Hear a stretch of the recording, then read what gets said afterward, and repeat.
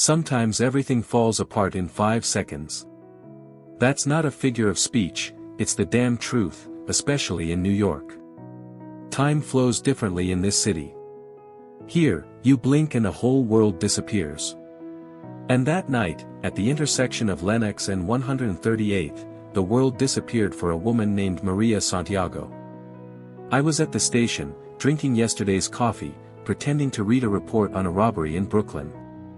My head was heavy, the night was long. The radio crackled as if someone were shouting in my ear.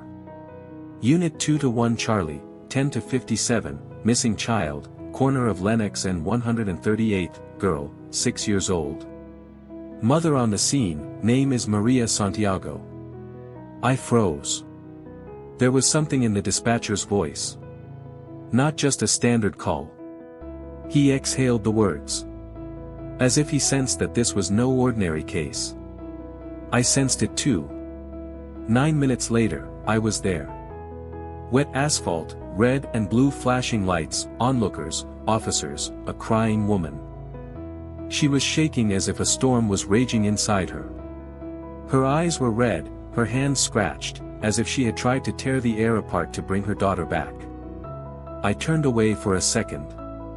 She was here. Jumping rope, and then nothing. I looked at her. Exhaustion, pain, guilt, everything mixed together. But there was no chaos. She knew what had happened. She felt it in her bones, someone had taken her child. In moments like these, you have to be cold. Clear. You're not a friend, not a psychotherapist, you're a tool. And I switched on. We checked the cameras. The neighboring building had an old model with terrible resolution. But there was footage. 5:16 p.m. A girl by the curb. 5:17 p.m. A figure in a dark hoodie, a hand on her shoulder. She turns her head, and looks straight into the camera. That look pierced me. Small green eyes, full of fear and surprise. Not panic. As if she didn't understand what had happened, but already knew it would be for a long time. That look hooked me. Right in the heart. It became an anchor. I don't know why this particular girl. I've seen hundreds of cases. Dead. Broken. Lost. But with her, it was different. I felt that if we didn't find her, I wouldn't be able to sleep. I wouldn't be able to breathe. I wouldn't be able to live as before. I left Santiago's house in the drizzling rain and looked at the city. It didn't know that someone was missing. It lived its own life. And then I swore, I would find her. Even in hell. Even in the darkest basements of this city. 5 seconds. That's all he had. But now, all my time belonged to her. The next morning, I returned to the place where Isabel had disappeared. I hadn't slept. As soon as I closed my eyes, I saw her gaze again. Those green eyes, full of something I couldn't name. Not just fear. There was something deeper, a plea. A farewell. The asphalt was still wet. I stood in the middle of the street like an idiot, looking down as if I could see the prints of her little feet. Sometimes it seems to me that the city is saying something. You just have to learn to listen to it. I walked from the door of Santiago's house in the direction where the girl had disappeared. Step by step. I counted, 1, 2, 3. On the 7th step, a trash can. Behind it, a blind spot for the camera. A moment of darkness where a whole life can disappear. A neighbor, an old woman with gray hair and a cigarette in her hand, was standing on the balcony. I heard a van stop, she said. No license plates. Someone got out. Quickly. Too quickly. A van. Classic. White, no license plates. The perfect cover. But I knew there was no such thing as a perfect kidnapping. Something always remains. I requested footage from nearby street cameras. I searched for a long time.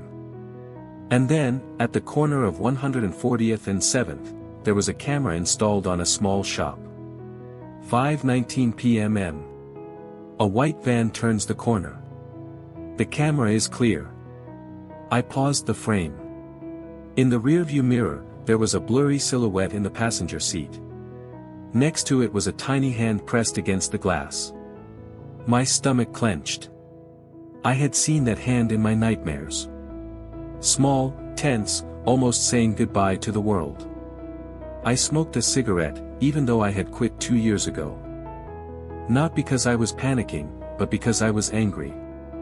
Angry at myself. At the city. At the bastard who thought he could take a child in broad daylight and remain in the shadows. When I returned to the station, a surprise awaited me. Isabel's mother, Maria, was sitting in the hallway. She clutched a child's drawing in her hands.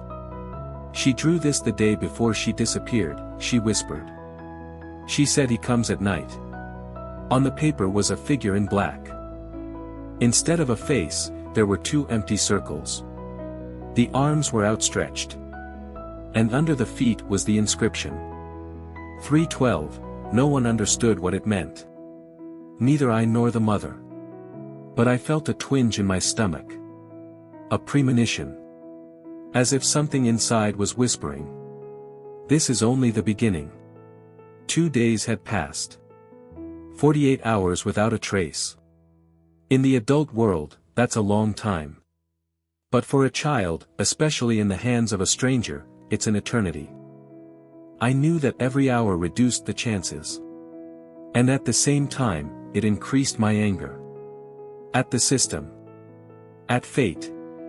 At myself. I was at the station when the call came in. First, there was a dull crackling sound. Then a voice. Artificially distorted, like in a cheap movie. If you want to hear her again, don't call the feds. You'll receive instructions in 48 hours. Silence. That was it. The conversation lasted 12 seconds. Enough to turn everything inside out. I listened to the recording dozens of times. A voice without emotion. Without accent. Even the breathing was cut out. Professional.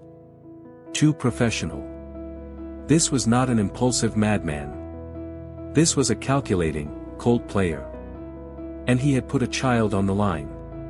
We checked the number, disposable, registered to a dead zone. No coordinates. Smart. Or very experienced. The next morning, an envelope arrived. Not in the mail, under Maria's door. How did he know her address, floor, the time she sleeps? There were no answers. Only fear. Inside was a photograph. Isabel. Alive. Her eyes were swollen. Her face was dirty. Behind her was a gray wall, an iron door, and above it a sign. Room 312. There it was. 312, just like in the drawing. It wasn't nonsense. She knew. She felt it. And maybe he had been watching her before. For a long time. I latched onto that sign. My partner Joe and I checked all the hotels, motels, ghost houses, and temporary residences with rooms numbered 312. We ended up with a list of 19 locations within a 100-mile radius. 19 places where she could be. I looked at the photo over and over again. I tried to catch the details. The color of the wall. The glint on the metal. The sticker on the door was half faded, but part of the word Western was legible. One of the motels in the Bronx was called Western Haven. It was abandoned, closed for renovation according to the paperwork. But the light in one of the rooms was on at night. Too many coincidences. We went there without our uniforms. I knocked on the door of 312. Silence. No one answered. I broke the lock. Inside, empty. But the smell. Some kind of chemical, a cleaning agent. Everything was washed. Too clean. On the bed was a pink hair clip. A unicorn. Maria confirmed it was hers. Isabel had one just like it. He knew we were coming. He beat us to it. But now I knew the main thing, he was playing a game. And he had rules. I had to understand them, or lose. I sat in my car opposite the Western Haven Motel. An empty building, an overgrown yard, broken windows. He knew we would find him. And yet he left evidence behind. A hairpin. As if he were playing along. Or, as if he were testing us. In cases like this, you begin to understand, it's not just a kidnapping. It's not about money, not a fit of rage. It's a game. A game with the victim, with her mother, with the police. And most importantly, with me. I went back to the station and dug into the archives. I decided to go through the list of missing children from the last 15 years. New York is not a kind city. There were a lot of pages. Too many. And then suddenly, something familiar. 2015, a girl. 7 years old. Kidnapped in the Bronx. A similar case, in broad daylight, the mother looked away for a moment. No one saw anything, there were no cameras. Found a week later, in the basement of an old administrative building. Alive. But she didn't speak. Not a word. I found her mother's address. She opened the door, not surprised by my visit. As if she had been waiting. "You're here about the man who took Isabel, right?" she asked immediately. I recognized that pattern. I saw it back then. He was watching us. 4 months. She told me what wasn't in the case file. No one listened to her back then. A single mother. A Latina. They thought she was paranoid. She said that the man in the closet came to her at night. I thought it was just fears. But now I see it's him. I requested access to the archived evidence. In one of the boxes were drawings by that girl. On one of them was the same silhouette, a black figure with 2 white circles for eyes. And again, the inscription, 312. It was his handwriting. The hunter. He didn't just steal children. He approached them slowly. He frightened them. He fed their fear. He built his power not only through his actions, but through anticipation. I pulled out the old case file. The name that came up there was Carl Bishop. A social worker who was fired for inappropriate behavior with children. No charges were filed. But his trail lingered like a foul odor in an abandoned room. Bishop disappeared in 2017. No one looked for him. Because no one believed it. But I believed it. I looked at his photo. A man with glasses, balding, wearing a black knit cap. A calm face. Almost kind. And yet, something bothered me. Something in his eyes. Emptiness. He wasn't hiding. He was building his network. Watching. Choosing. Leaving signs. And now I knew, Isabel wasn't the first. But I would do everything to make her the last. Carl Bishop. A name no one wanted to say out loud. In the archives, he's a forgotten footnote. In reality, he's a shadow that crept into the lives of children, leaving behind silence, anxiety, and nightmares. I checked out his last known addresses. One of them was an old laundry in Queens. Formally closed, but the electricity bills kept coming. So someone was paying. Someone was living there. I arrived at dawn. The city had not yet woken up. The air smelled of concrete, dust, and dampness. Behind the metal door was darkness. I entered, keeping my hand on my holster. Inside, there was absolute silence. A rusty washing machine, peeling walls. In the corner, there was a hatch. I went down to the basement. And there. I felt cold. Not from the temperature. A cold that crept under my skin. On the walls were photographs. Old ones. Yellowed. Children. Smiles, holidays, school photos. And on top of them, knife cuts. Eyes cut out. On some of them were numbers, 308, 309, 310. And finally, 312. It was written in bold black marker and circled. The center of his insane system. In the far room, a mattress. A camera. A VHS tape. I took it, barely flinching. In the drawer, a notebook. Thick, old, covered with small handwriting. A list of names. Age. Behavior. Reactions. Comments like, anxious. Afraid of water. Very malleable. Dreams about her father. It wasn't a diary. It was a report. He was keeping observations. Like on test subjects.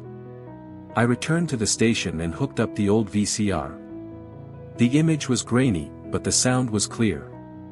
Bishop's voice, soft, almost affectionate, "Do you want to go home, Isabel?" And her voice. A whisper, "Yes." Then be a good girl. Only good girls get the light.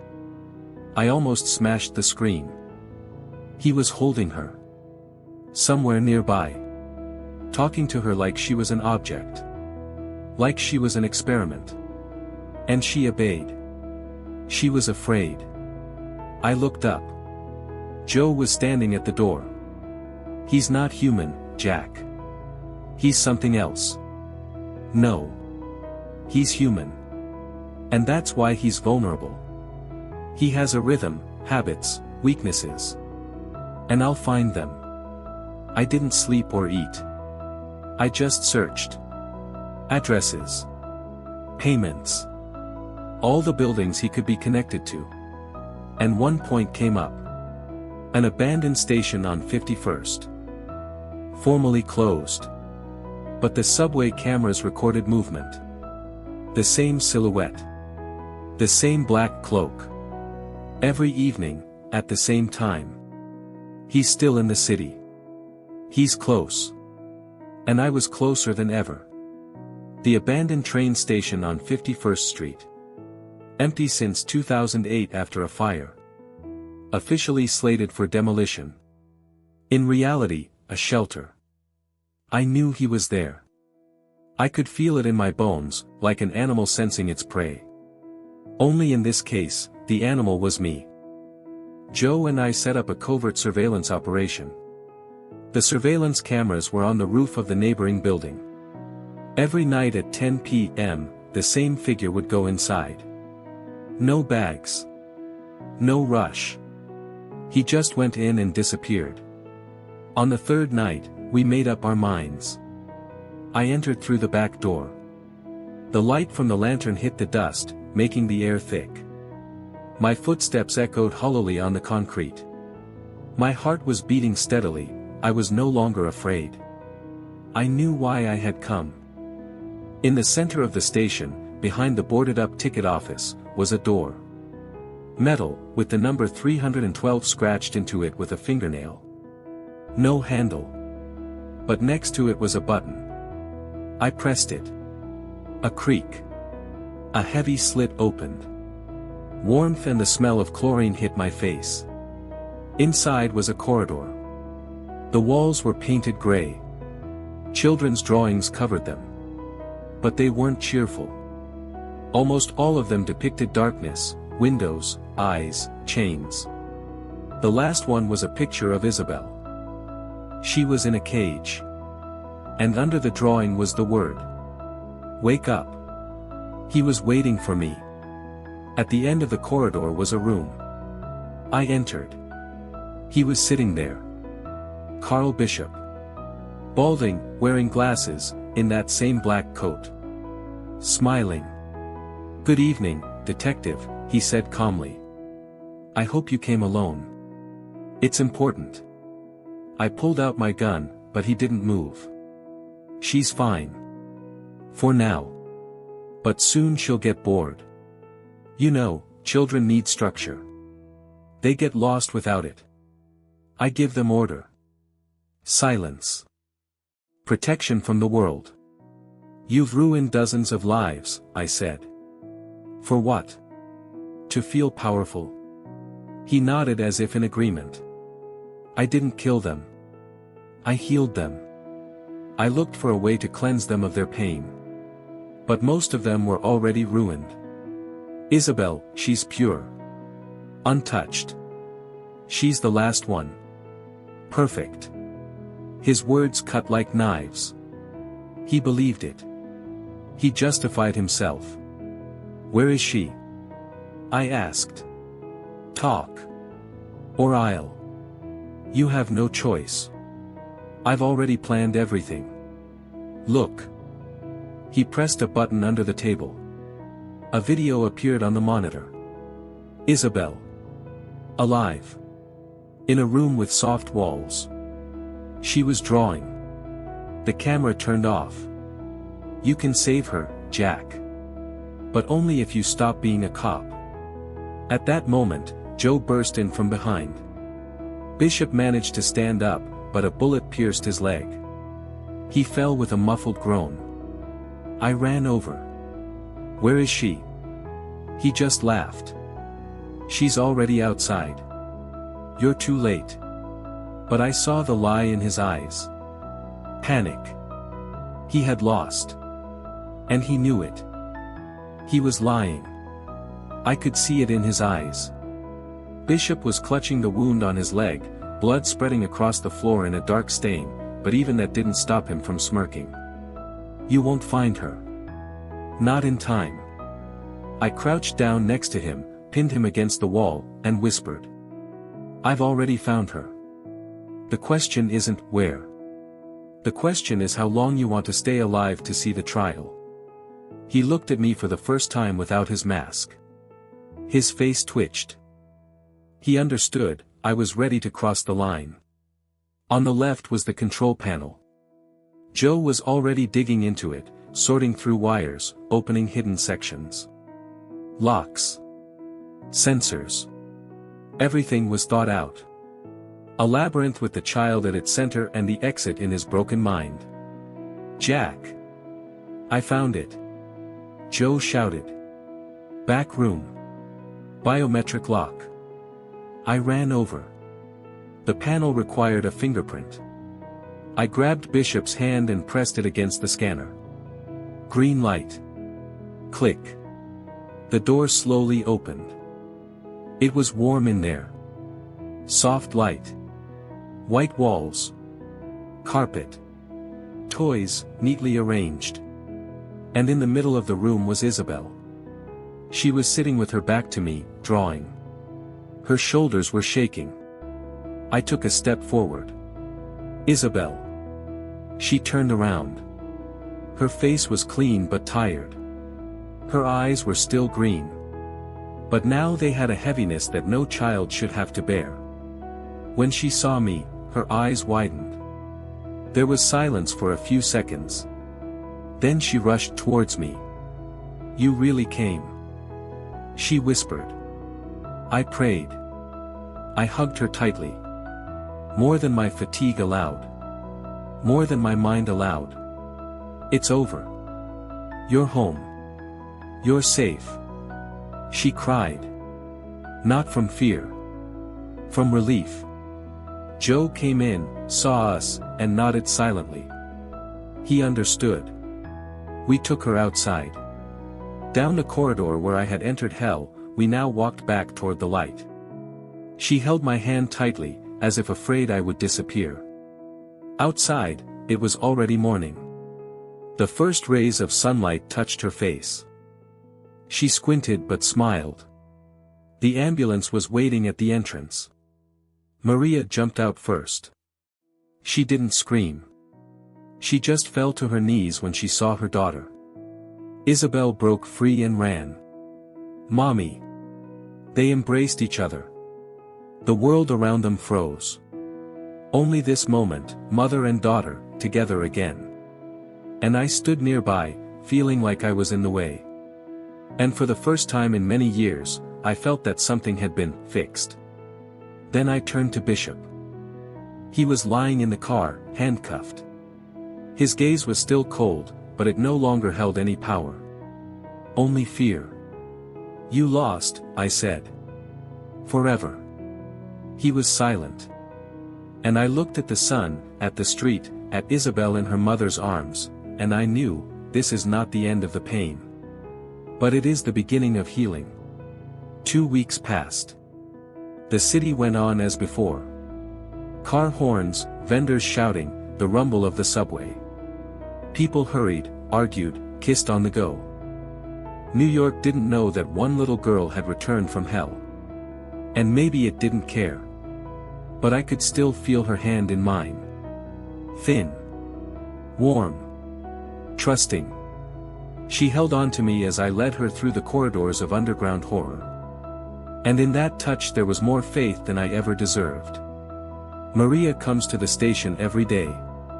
Just to say thank you. Sometimes she brings buns, sometimes coffee. She can't help herself. And I can't refuse her. Sometimes Isabel comes with her. At first she clung to her mother like an anchor. Then she started drawing. Yesterday she gave me a drawing. It shows a police car, the sun, a girl with green eyes holding the hand of a tall man with a badge. The caption was written in crooked handwriting. Uncle Jack. I hung it above my desk. For the first time in 10 years, it wasn't evidence. It was something worth fighting for. Carl Bishop is alive. He's being held in solitary confinement. A psychiatric evaluation is pending. He is silent. He doesn't say a word. Maybe he's waiting. Maybe he hopes that someone else will understand his twisted mission. But I know he won't hurt anyone else. People ask me how I managed not to go crazy. How I didn't start drinking. How I didn't give up. The answer is simple: I look at Isabel. Every day. And I realize that despite all the shit in this city, there are moments that make life worth living. Not heroism. Not awards. Just the opportunity to return a child to her mother. Sometimes I wake up at night. Not from a nightmare. From the silence. The same silence I heard in the basement. It echoes inside me. A reminder that evil doesn't die. It just changes its face. But now I have an answer. I look at the city. At the bridges, the lights, the noisy streets. And I think, if someone's child disappears again, I'll go after them. Again. Without fear. Because I've been there. I've seen the worst. And I brought back the light. Sometimes, to pull someone out of the darkness, you have to go in there yourself. And I'm not afraid.